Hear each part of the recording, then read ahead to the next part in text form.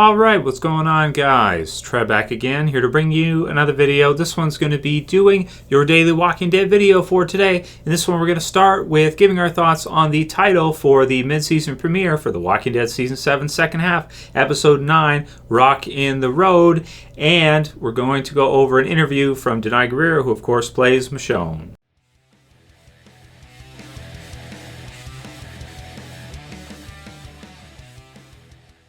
Awesome, so I'll put the link in the description for you guys to comicbook.com as well as AMC's website where you can check out the title for yourselves. Listed on AMC.com, so yeah, it's legit. We don't have to worry. So finally getting to see the title for the mid-season finale for the second half. Not really much in the way of trailers still. I know I've been mentioning it a few times, but it looks like we might not get much of a trailer for this half aside from the Rise Up trailer that we already got. So Rock in the Road is the name of, kind of reminds me of like Rocky Road, like ice cream or something. I haven't had that for a while. Rock in the Road. So to me, it makes me think right away of like obstacle. You know, you're trying to get somewhere. A road, you're trying to go somewhere. They're trying to rise up, but there's a rock in the road. So there's an obstacle in the way. The description reads, Rick is introduced to a new community. Yeah, so I mean, does that really tell us anything? I mean, not really, because we already knew that, Rick and the others were going to be meeting Ezekiel and possibly even the Junkyard group pretty soon. Maybe not episode 9, maybe in this episode it's referring to Ezekiel, but I wouldn't be too surprised if they included the Junkyard community in this comeback episode. So we'll see which community it's referring to, whether it be, the Kingdom or the Junkyard. We'll see.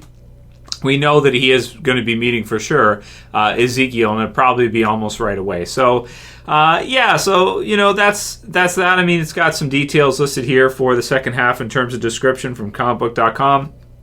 I think we've seen this one before, but we'll go over it real quick. Rick's group will find out yet again that the world isn't what they thought it was. It's much bigger than anything they've seen so far.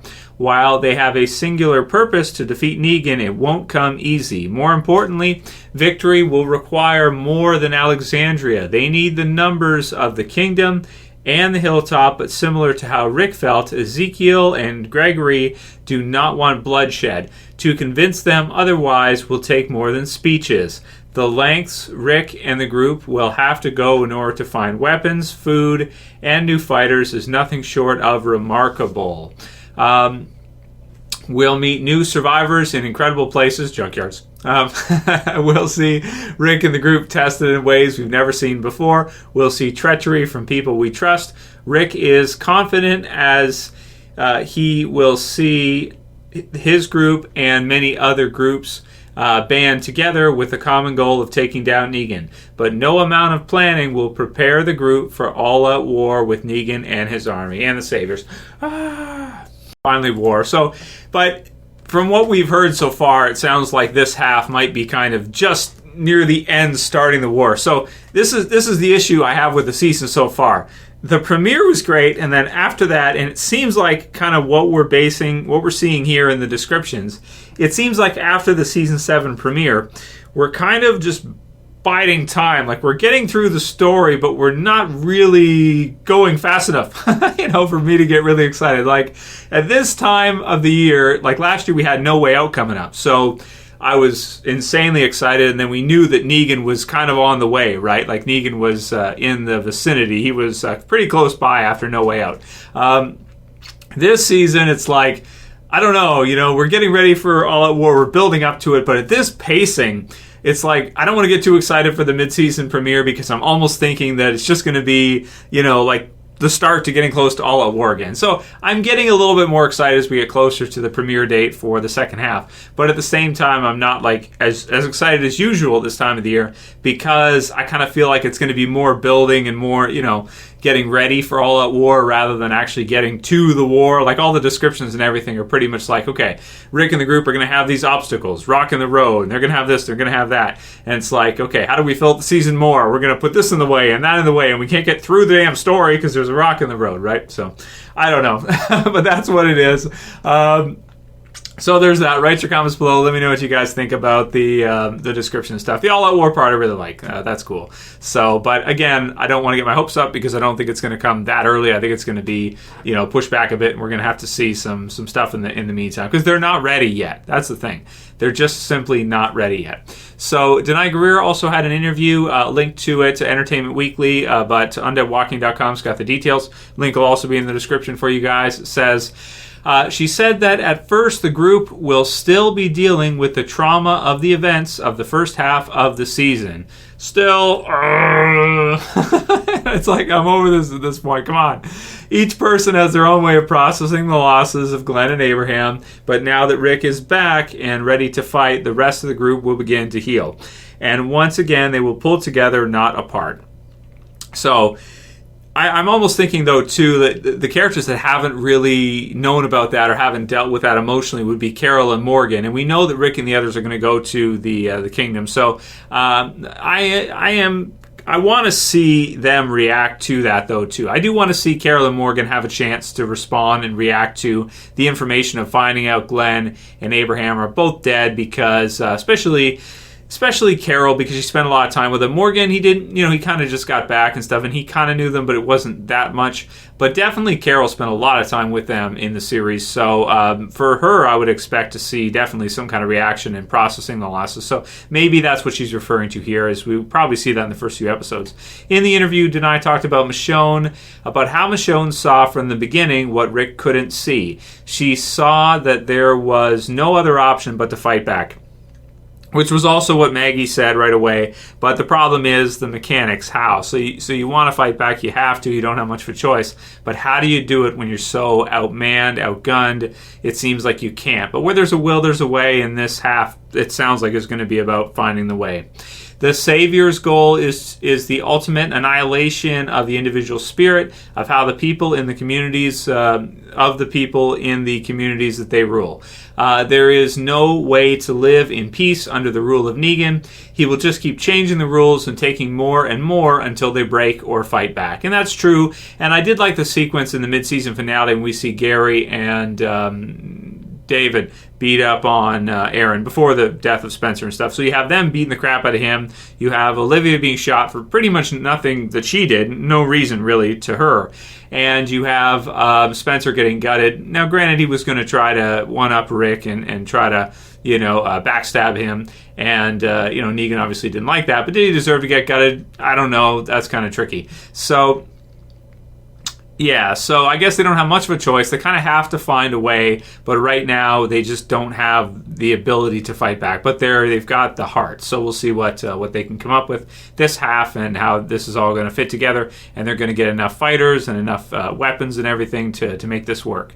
An emotional moment. Denai also said that it was very emotional for the cast to be reunited. One of the unique features of The Walking Dead is the bond between the actors as well as between the characters. Shooting in isolation in rural Georgia over the course of 7 seasons has created the same intense bond off-screen that fans see on-screen.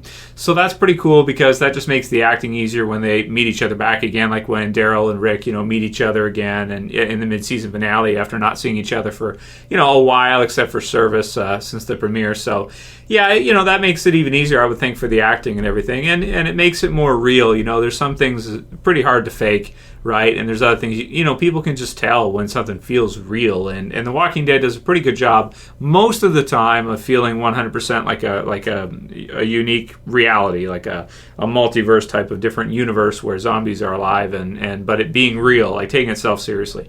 And then finally it says, she also said that the group can't rely on emotion alone to win this fight. They will need to find new ways to attack the Saviors, and they have to find weapons that will work on such a large and well-armed force.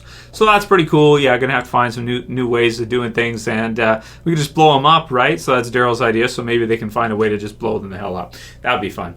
And we'll do a few of you guys' questions for today, and you guys can keep sending me any others because we just got about 2 weeks left pretty much now to the premiere episode 9. So we're really excited.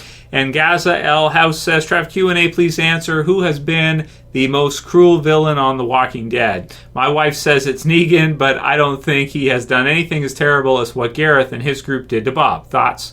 So Negan's, reach is bigger than anyone else's. Negan has, more people under him, than anybody else. But in terms of personal cruelty, he's a psycho, so he's pretty cruel. The governor is also cruel as well, too, right? And so is Gareth, as you mentioned here. So it's hard to gauge, how do you gauge that? Do you gauge that based on how the person feels? Because I think that the governor might be more cruel in terms of how he feels than Negan, but Negan has had a bigger impact in the zombie apocalypse than the governor, I would say. On more people, in other words, more survivors. James Anthony says, hey Trav, topic for a video here. It was recently announced that Morgan Jones actor Lenny James will be starring in and writing his own show, Gone.